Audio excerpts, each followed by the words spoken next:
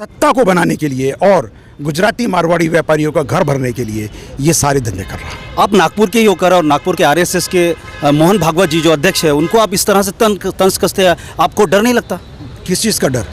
मोहन भागवत जी से डर नहीं लगता या आरएसएस से डर नहीं लगता? मोहन भागवत को डर लगना चाहिए हमसे। हम क्यों डरे उससे? हम क्यों डरे उससे? उनका तो बड़ा खौफ है।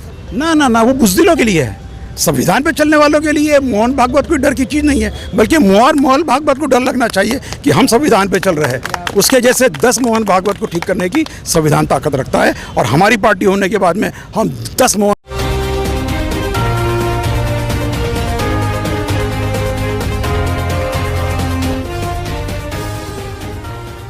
तो आइए हम बात करते हैं, यहाँ हामिद इंजीनियर साहब है जो अपनी बेबाक आवाज़ में बात करते हैं। यहाँ तक वो सवाल करते हैं प्रधानमंत्री से, आरएसएस के अध्यक्ष मोहन भागवत जी से भी वो सवाल पूछते हैं। और सवाल वो जो लोगों के दिलों में चलते हैं, ग्राउंड लेवल पे जो लोग होते हैं उनके मन में जो चलते हैं, वही सवाल आज हामिद इंजीनियर साहब ने किया है। हम बात करते तानाशाह बनके इसने पुलिस को भी क्रिमिनल बना दिया।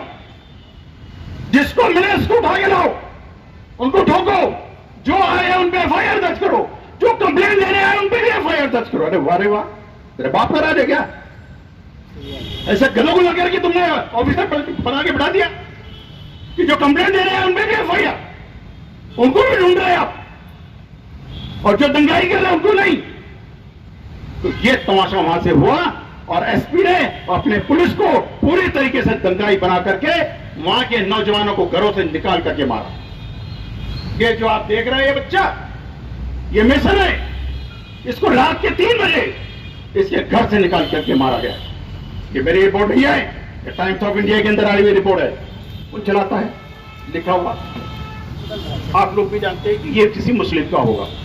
दंगे में उसको या ताज ऑटो वाले को पकड़ करके यही संघी आतंकवादियों ने उसका मर्डर कर दिया। माइनॉरिटीज डेमोक्रेटिक पार्टी जिंदाबाद जिंदाबाद। देश का नेता कैसा हो, ये एसपी एक तरफा कार्रवाई कर, ये रिपोर्ट अखबारों की। तो इस तरह के कारनामे अकोला के अंदर में हुए हैं। सवाल आज हामिद इंजीनियर साहब ने किया है। हम बात करते हैं आज की जो आपका जो स्पीच थी, आज आपकी जो कहीं आपके मन से निकल रही थी या वो उन लोगों की आवाज़ थी जो दबी छुपी आवाज़ थी? ये इस देश के गरीब, ये देश के दबे कुचले वंचित माइनॉरिटीज, आदिवासी, दलितों की इनकी आवाज़ है।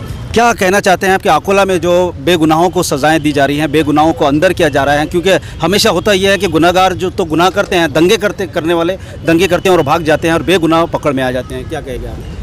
ये बेगुनाह को तो पुलिस पकड़ती है क्योंकि उनको दंगाई उनके हाथ में नहीं आते, और दंगाई कौन रहते हैं ये पुलिस अच्छे से जानती है, और वो दंगाइयों को पकड़ना नहीं चाहती। क्योंकि अकोला के अंदर में जितने जो दंगे करने वाले हैं ये सभी पार्टी के नेता हैं जिन्होंने मिलकर के किया है। आप एसपी की बात कर रहे थे कि एसपी ने दुरुपयोग किया अपने पद का, क्या दुरुपयोग किया वो आप बताइए। दुरुपयोग ये किया है कि उसने सेंसिटिव मामले को सही ढंग से सॉल्व ही नहीं किया। वो चाहता तो ये दंगा ही नहीं होता था, वो एफआईआर लिखा देता, लोग चले जाते, दंगा ही नहीं होता। क्या आपको लगता है कि एक ही समुदाय के लोगों पर ये कानूनी शिकंजा जो है वो कसा जा रहा है, कि आपका ये कहना है खास तौर से? नहीं, यहाँ पे एसपी के हाथ से गड़बड़ हो गई और उसकी बेवकूफ़ी की वजह से दंगा हो गया, और वो दंगे को छुपाने के लिए उसने मुसलमानों को टारगेट बनाना शुरू किया। आपने ये भी कहा है कि अभी जो फरियादी थे जो रिपोर्ट देने के लिए गए थे उन्हीं पर कार्रवाई हुई, कहाँ तक सच है?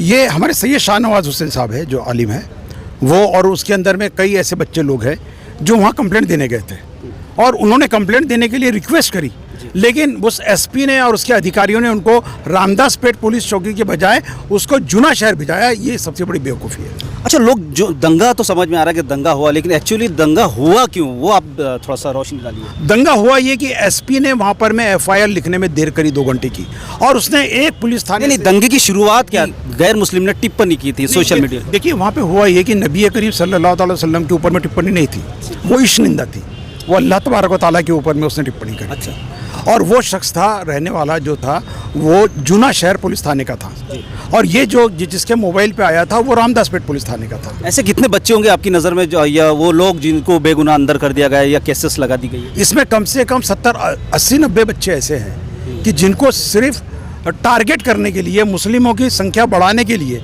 और ये बताने के लिए कि दंगा मुसलमानों ने किया है, ये शो करने के लिए उन्होंने इतने लोगों को अरेस्ट किया। अच्छा, जो कैमरे के सामने होता है वो नज़र आ जाता है, क्योंकि अकोला काफ़ी दूर नहीं है, पास में है, और जहाँ ये मामले आए हैं आपको लगा कि ऐसा हो रहा है, लेकिन ये तो पूरे देश में हो रहा है, पूरे भारत में हो रहा है, वो क्या कहना चाहेंगे आप?